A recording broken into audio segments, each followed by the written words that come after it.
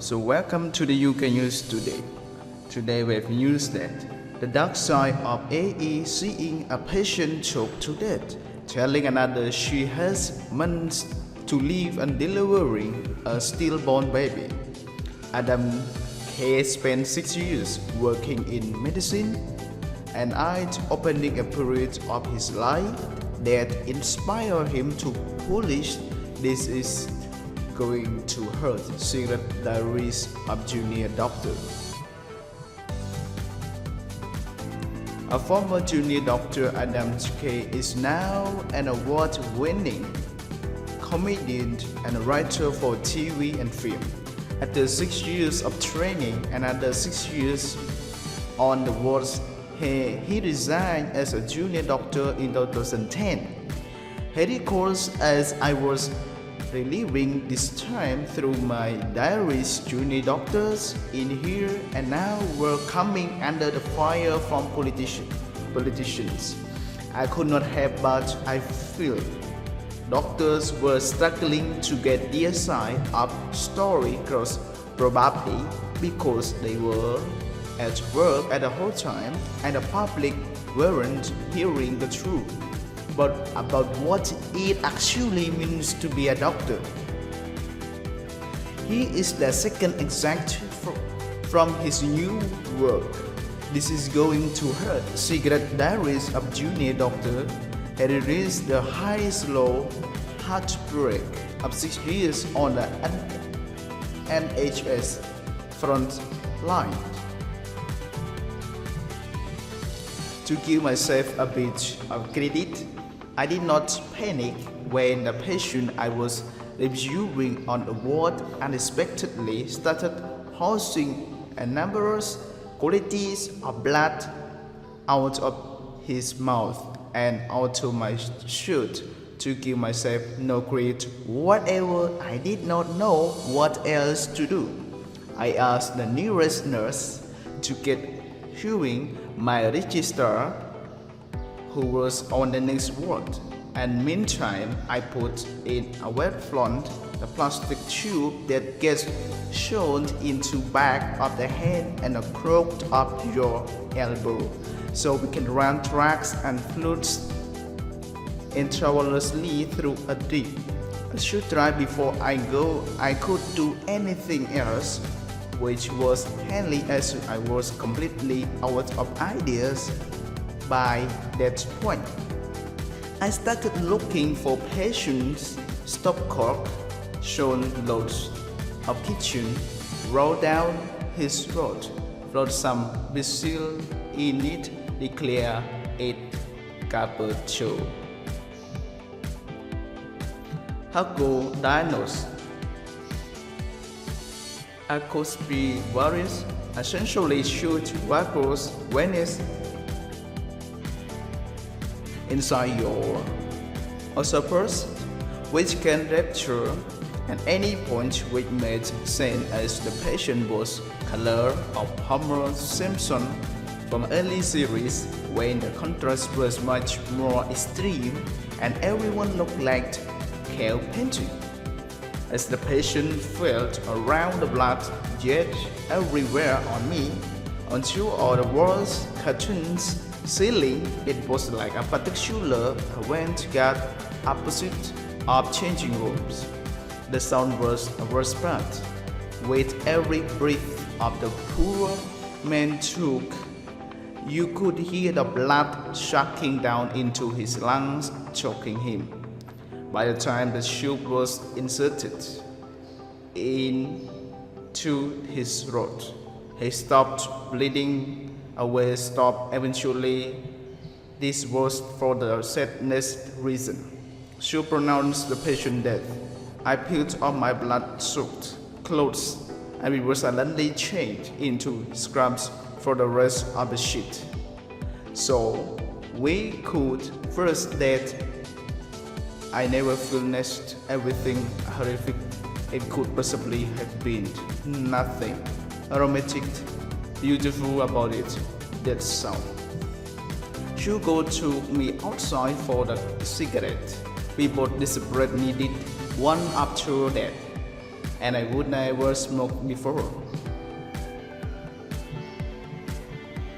Saved alive tonight. I was pleased to see 68-year-old as close to that door as it's possible to be. He pressed the belt and was peering through the frosted glass into the Grim Reaper's heartbreak. His oxygen saturation, how much oxygen in your body, was 33%. It should be close to 100%. He started performing action after action, and an autopilot mode did not know who I opposed. He started to purr up pretty much immediately. A strange realization that it is the first time I have actually saved a life in 5 months as a doctor. Everyone on the outside imagined we roomed was performing routine act of the heroism. I even assumed that myself. I spent an alternate night shift feeling like water is gushing into the chute of boat and only thing, and then I took bailed to out with Aslam family, rabbit contact lens, everything I breathe take at least 15 minutes to fire flight, and I'm getting called about new breaths every 5 minutes, so the Zoom don't quite end up. At 8 a.m. on the night, sister bleeds to tell she thinks I'm a good little doctor.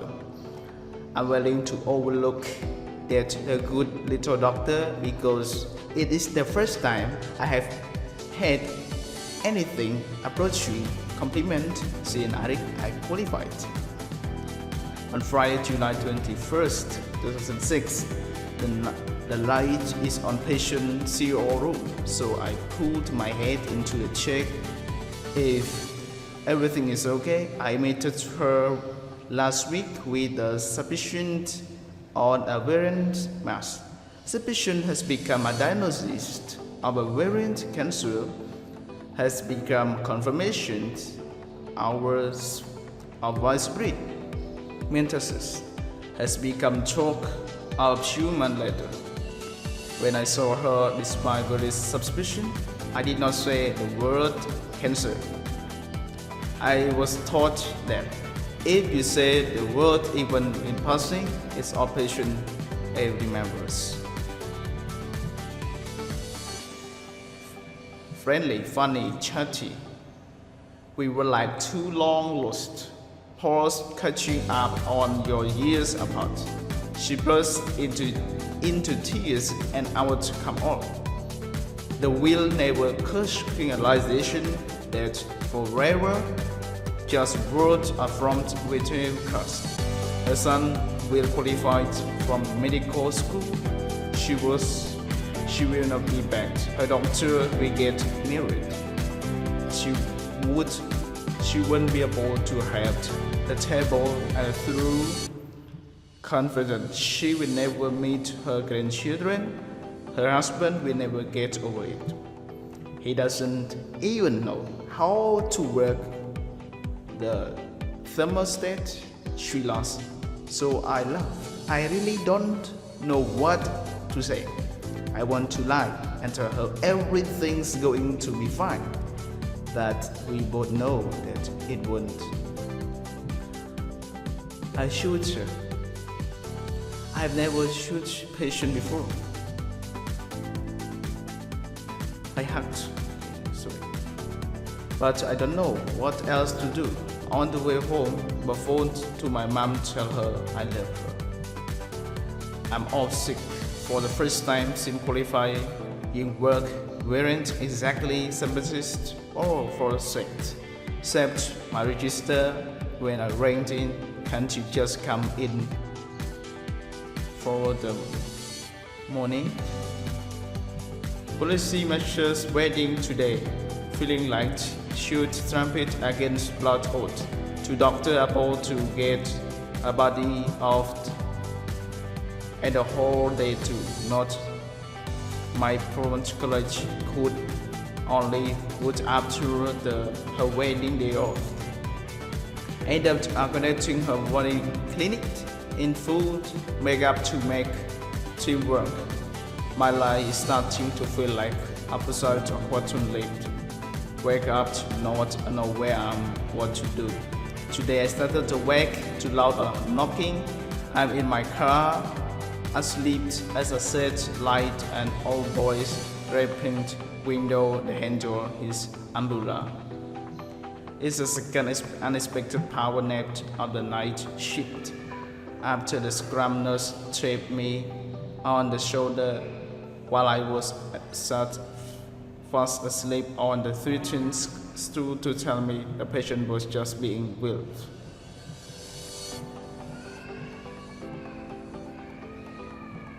On a label towards an excellent SHO, I agreed the patient needed scan action for sale. Dressed. And they are a lovely couple recently married. It is first baby.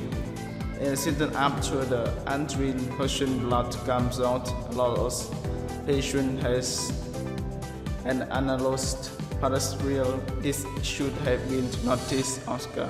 She would never have been allowed to go into the labor. I delivered the baby. The baby is clearly dead. The patient is bleeding, nervous, and still like 2 hours. My students have no effort to rapid. I call for the consultation urgently. The patient is now under the general anesthetic and receiving emergency blood transfusions. Her husband has been assaulted out of sentence. The consultant arrives and sees the panic of her eyes. The consultant calls another colleague, the most experienced surgeon she can think of. He performs a hysterectomy and the blood bleeding is finally under control 12 hours later. The patients go to the intensive care and I want an expected first. My concern first to take my husband. I start to write up my operation notes instead of crying for an hour. There was the last diary in trials. Everyone in the hospital was very kind and said all the right things. They told me it wasn't my fault. He said I could not have done anything different. Sent me home for the rest of the shift. Yet at the same time, I felt a bit like I sprained my ankle. A flurry of people asking me, "Are you okay?" But also the definite expectations. I still come into work and the next day and the reset button firmly pressed. There's no say. Unless I'm thinking, this is system barely enough to sleep. Allow for the sick let something is recovering a full day. Has beside before the death of mothers and death. But was different was the first time. I was the most senior person and what something happened on me and I felt it. Official. I had not been negligent, nobody suggested otherwise this was good enough for me. I knew that if I would be better, super diligent, super obedient, super something, I might have saved a baby's life, saved mother from the permanent compromise. The might-be was incredible. Yes, I came to work next day. I was the same skin, but I was different doctor. I went 6 months without laughing. Every smile was an expression of want. I felt averse after 2 months, hanging up my Mr. coat. I did not tell anyone the reason why I left. Maybe I should have. Maybe they would have understood. At first, I could not talk about it. I became something. I just did not talk about it. Some of my closest friends will read this and hear the story of the first time. So I promised me this. Next time the government takes an honest thing about to tell the jobs every healthcare professional At home and work, remember, they do an absolutely impossible job to very strict ability. Your time is in hospital may well hurt them a lot more than it hurts you. So welcome to the New Can Use today. I hope that you enjoy this news. Please subscribe You Can Use channel to get more news. Thank you.